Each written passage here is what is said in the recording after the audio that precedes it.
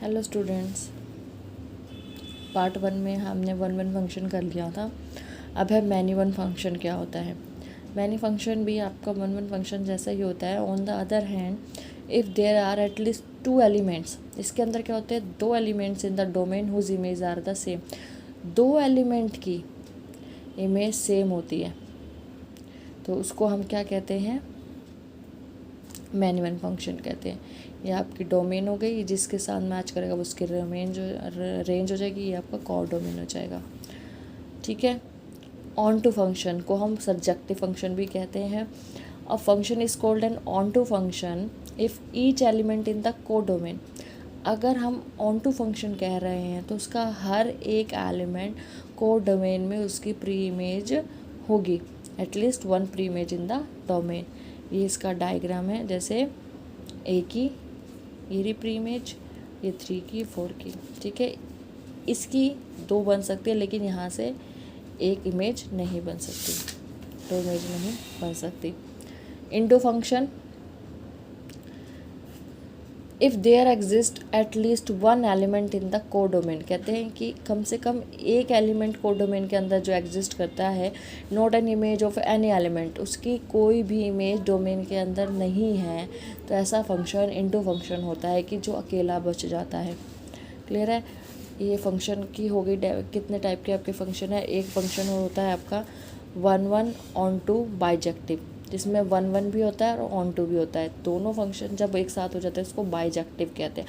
और अलग अलग होता है, ऑन 1 हुआ तो आपका इंजेक्टिव हुआ, खाली आपका क्या नाम है, इनटू होगा तो सब्जेक्टिव होगा, लेकिन ऑन टू और 1 हो जाएंगे तो बाइजेक्टिव हो जाएगा।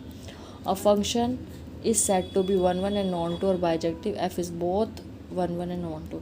अगर दोनों प्रॉपर्टी कर रही है, दोनों की एक साथ आ रही है और एक इमेज आपकी बच भी रही है, सभी इनटू फंक्शन मैंने आपको बताया था, ऑन टू में बता चुकी हूँ, उन्हीं के अकॉर्डिंग है। अगर उनमें से आपकी कोई दोनों प्रॉपर्टीज़ अगर ये सेटिस्फाई करता है फंक्शन, तो ये बाइजेक्टिव फंक्शन होगा, 1 की भी, ऑन टू की भी।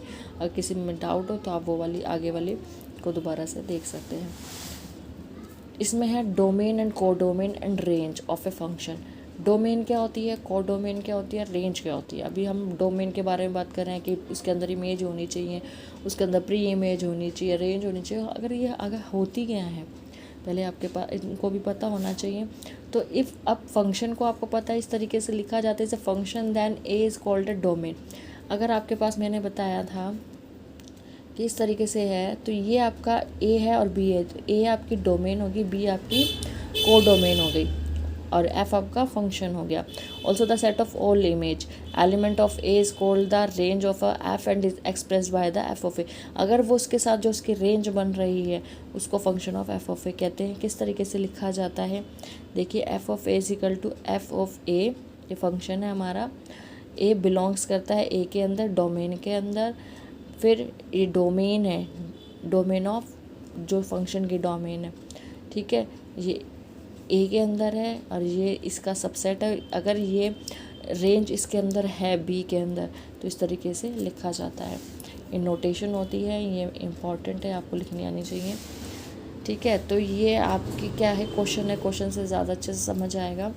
आपको फंक्शन दे दिया, जैसे हमने f of A to B, तो ये आपका ए हो गया, ये आपका बी हो गया। इस तरीके से सेट होगा, ए सेट हो गया, बी सेट हो गया। अब डिफाइन करना, फंक्शन आपको गिवन है A U B V C U, ये आपका फंक्शन गिवन है। तो डोमेन क्या हुई, ये इसकी डोमेन होगी, ए बी सी अभी बताया था, A is a domain, B is a को डोमेन।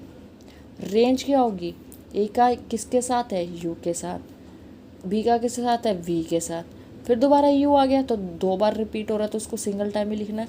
तो U V is a range, A is a domain, B is a codomain, और जो जिसके साथ रिलेशन बनाया गया है फंक्शन का जिसके साथ, तो वो आपकी रेंज होती है।